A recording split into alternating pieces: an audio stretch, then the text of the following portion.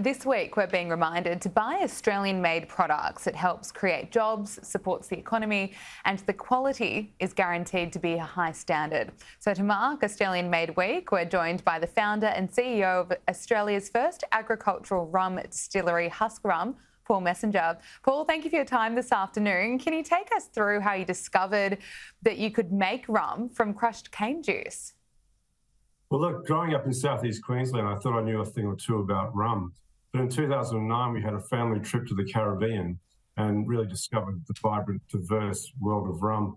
And on the small Caribbean island of Martinique, it's a French Caribbean island, they make a very different type of rum. It's made from freshly crushed cane juice, and it means that they can only make it during the harvest season. So about 5 months of the year, it can only be made on a cane field or very near a cane field, and only for that period of time when they're harvesting the cane. So it's seasonal and it's localised. The locals tell me it has this thing called terroir. And that's a very, hard to put your finger on sort of concept, this idea of terroir. It's really about the linkage between the produce and the place. It's about the geology, the soil, the water, the seasons and the climate, and the people and the way they make their products. So in the case of rum, it has the connection between the people and the place.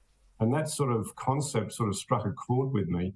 And I thought I really would like to go home where we have a lot of sugarcane. We've been growing sugarcane here for 160 odd years, and create a new style of Australian rum made from fresh juice. And your business has transformed since then, hasn't it? You're now producing gin as well? Yeah, well, very early in the piece, about 2012, we started making our rum here, and of course it's seasonal, so we invested a fair bit of money into all the equipment, and we could only use that for 5 months of the year. So right from the start, we needed to generate some cash flow from other products, and we thought we'd have a crack at making a gin. But again, the same concept would apply. We would need to have a significant point of difference between what was currently available on the market.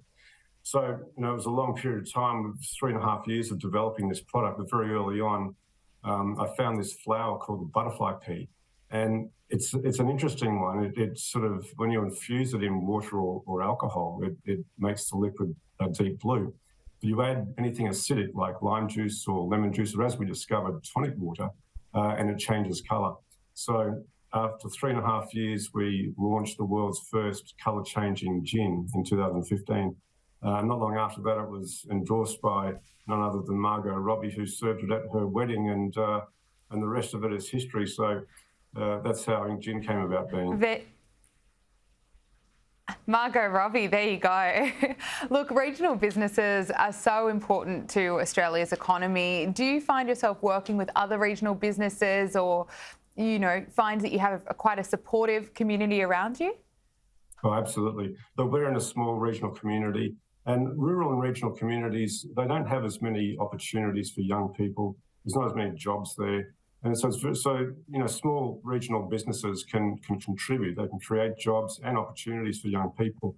And let's face it, without young people in these communities, if we can't retain those young people and attract more to the areas, then there's not a great future for these regional communities. So we think that, we work with a lot of other small, similar, like-minded businesses. We do collaborations and, supportive functions for each other. And, collectively, I think we're an important part of the community, and it's a good thing.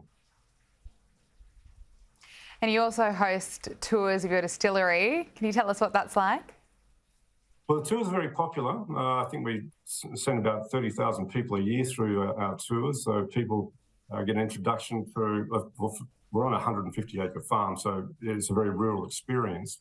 But people go through our kitchen garden, they go through our cocktail garden where we grow all the flowers and things that we garnish cocktails with. They'll look at our sugar mill, which is the only one of its kind in Australia. It was built and commissioned last year. It cost them $2 million, so it's a major investment.